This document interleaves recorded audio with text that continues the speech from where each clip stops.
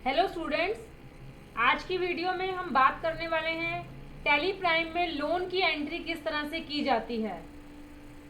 Loan में इसमें हम पर्सनल लोन और व्हीकल लोन की एंट्री के बारे में बात करेंगे। उससे पहले अगर आप हमारे चैनल पर नए हैं तो आप हमारे चैनल को सब्सक्राइब कीजिए, हमारी वीडियो को लाइक कीजिए और वीडियो कैसी लगी आप कमेंट में लिख के ज़रूर बताइएगा। और वीडियो को अंत तक देखना ना भूलें ताकि आपको पूरी नॉलेज मिले इस एंट्री के बारे में कि एंट्री किस तरह से की जाती है। तो चलिए वीडियो को शुरू करते हैं। सबसे पहले हम बात करते हैं कार लोन की।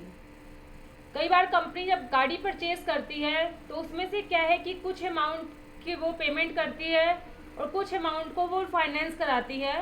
तो उस केस में जो हमने अमाउंट फाइनेंस किया है, तो जो लोन लिया है, तो उसकी एंट्री किस तरह से करते हैं। तो देखिए यहाँ पे हमने एक बिल का एग्जाम्पल आपके सामने है। ये हमने एक गाड़ी परचेज की है, ये उसकी वैल्यू है जिसके ऊपर जीएसटी लगा हुआ है और उसके ऊपर टीसीएस लगा हुआ है। तो टोटल जो बिल की वैल्यू है हमारी 16,35,000 रुपये है। तो इसके लिए चलिए शुरू करते हैं। सबसे पहले हम एंट्री करने के लिए लेजर क्रिएट करेंगे। क्रिएट में जाएंगे, यहाँ पे लेजर में एक हमने लेजर बना लिया कार का। इसको ग्रुप देंगे फिक्स एसेट्स। जैसा कि इस पे जीएसटी लगा हुआ है तो यहाँ पे हम जीएसटी एप्लीकेबल पर यस कर देंगे। नेचर ऑफ ट्रांजैक्शन में परचेज टैक्सेबल देंगे। यहाँ पे कैपिटल गुड्स देंगे क्योंकि ये हमारी फिक्स एसेट्स है। और यहाँ पे इसका जीएसटी का रेट दे देंगे जो कि बिल में हमारा मेंशन है 28%। और इसमें जो है 17% सेस भी लगा हुआ है। यहाँ से हमने गुड्स कर दिया और इस लेजर को सेव कर देंगे। अब इसके बाद एक लेजर हम बनाएंगे एसजीएसटी का, 14% है। इसका ग्रुप हमारा ड्यूटीज एंड टैक्सेस रहेगा। यहाँ पे हम जीएसटी दे देंगे, स्टेट टैक्स, उसका रेट। जैसा कि इस बिल में टीसीएस भी लगा है तो हम यहाँ पे टीसीएस को एप्लीकेबल करके उसकी कैटेगरी भी बना लेंगे, टीसीएस ऑन व्हीकल के नाम से, और उसका रेट मेंशन कर देंगे। एक लेजर हम सीजीएसटी का बनाएंगे, ड्यूटीज एंड टैक्सेस के अंदर में जीएसटी, इसका रेट, और इसमें भी हम यहाँ पे टीसीएस को एप्लीकेबल कर देंगे। एक लेजर हम बनाएंगे पार्टी के नाम का जिनसे हमने परचेज किया है। तो यहाँ ये पार्टी का बिल है हमारे सामने।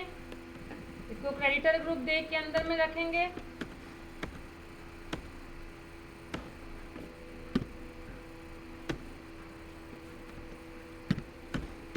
और यहाँ पे आप पार्टी का एड्रेस और जीएसटी नंबर दे देंगे।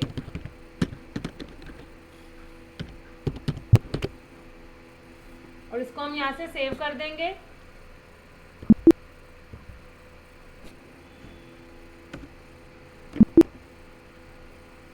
अब इसकी एंट्री करेंगे वाउचर में जाके, परचेज वाउचर में F9 में जाएंगे और यहाँ पे कंट्रोल X से इसका मोड चेंज कर देंगे क्योंकि हमारा आइटम इनवॉइस नहीं है। तो यहाँ अकाउंटिंग इनवॉइस पे जाएंगे,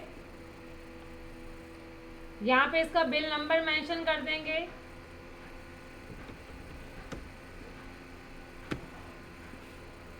इसके बाद आपने यहाँ पे पार्टी का नाम देना है। कार परचेज की है हमने, ये कार की वैल्यू दे रखी है हमारे सामने।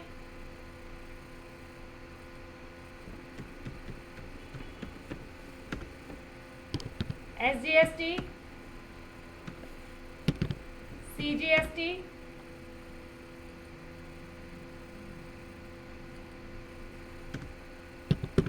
अब इसमें एक सेस भी दिया हुआ है तो हम यहाँ सेस का लेजर भी बना लेते हैं।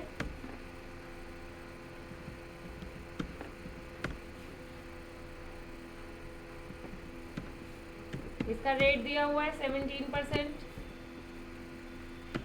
इसके बाद आपका यहाँ पे TCS आ जाएगा। तो एक TCS का भी हम लेजर बना लेंगे। TCS के अंदर में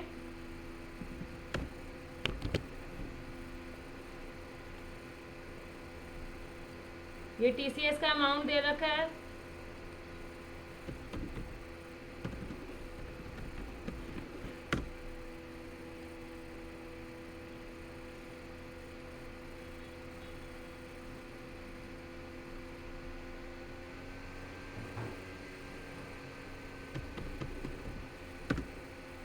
तो ये हमारी एक कार की एंट्री हो गई कि हमने कार परचेज की है, ये उसकी वैल्यू है, उसके ऊपर GST है, सेस लगा हुआ है और TCS लगा है। लेकिन जो टोटल हमारा अमाउंट है गाड़ी की वैल्यू का 1635089.35 है। तो ये हमने एंट्री सेव कर दी। अब क्या है कि हमने जो टोटल अमाउंट है उसमें से कुछ अमाउंट की पेमेंट तो पार्टी को कर दी है और जो बाकी अमाउंट है वो हमने लोन लिया है। तो उसके लिए हम क्या करेंगे, लोन की एंट्री करेंगे।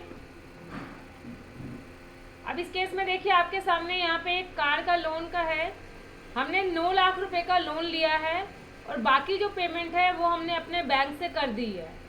तो अब इसकी एंट्री के लिए क्या करना है, आपने सेकेंड एंट्री जो आपने पास करनी है पेमेंट की करनी है। इनसे हमने परचेज किया है तो 9 लाख का तो हमारा लोन है और बाकी अमाउंट जो है हमने डाउन पेमेंट कर दी है।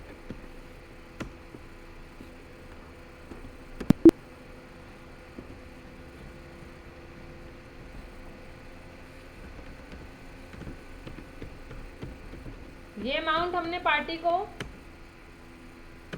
अपने बैंक से पे कर दिया है।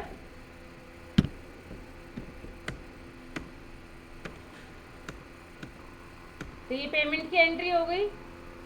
अब उसके बाद जो दूसरी एंट्री है, हमने फाइनेंस किया है तो बाकी अमाउंट जो 9 लाख रुपए हैं पार्टी को तो हमने पूरे अमाउंट दे दिए हैं, लेकिन जो बैलेंस अमाउंट है उसको हमने फाइनेंस कराया है। तो यहाँ पे क्या करेंगे, हम एक बैंक का अकाउंट खोलेंगे जिस बैंक से आपने फाइनेंस कराया है। जैसे यहाँ पे हम ले लेते हैं, इसको आप कार लोन के नाम से भी ले सकते हैं और बैंक जिस बैंक से भी आपने लोन लिया है। जैसे यहाँ हम ले रहे हैं कि हमने ICICI बैंक से लोन लिया है, तो ICICI बैंक कार लोन के नाम से आप एक लेजर बना लेंगे और इसका ग्रुप देंगे सिक्योर्ड लोन। इसको सेव कर लेंगे। अब ये हो गया, पार्टी को हमने पेमेंट कर दी और 9 लाख रुपए का हमने जो है लोन ले लिया। इस एंट्री को हम जर्नल के थ्रू पास कर देंगे। अब देखिए पहले मैं आपको लेजर दिखाती हूँ। डिस्प्ले में जाते हैं, अकाउंट बुक लेजर। अब यहाँ पे अगर हम पार्टी का लेजर देखते हैं तो पार्टी का देखिए क्लोजिंग बैलेंस कुछ नहीं है। हमने जो है गाड़ी इतने की परचेज की थी, इतनी हमने उनको डाउन पेमेंट कर दी और इतनी हमने लोन से पेमेंट कर दी है।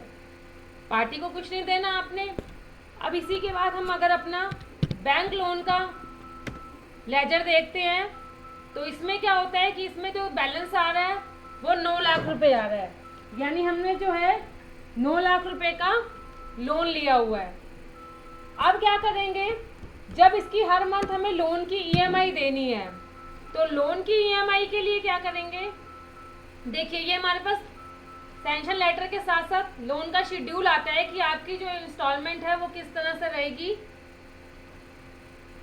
तो यहाँ पे देखिए हमारे पास क्या है कि हमारा जो लोन अमाउंट है 9 लाख रुपए है, हमारी जो इंस्टॉलमेंट मंथली चलेगी 27,996 रुपीज़ की है।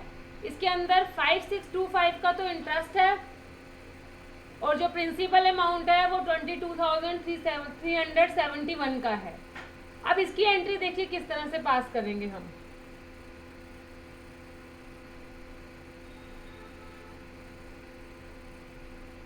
अब यहाँ से हम इसकी एंट्री पास करेंगे।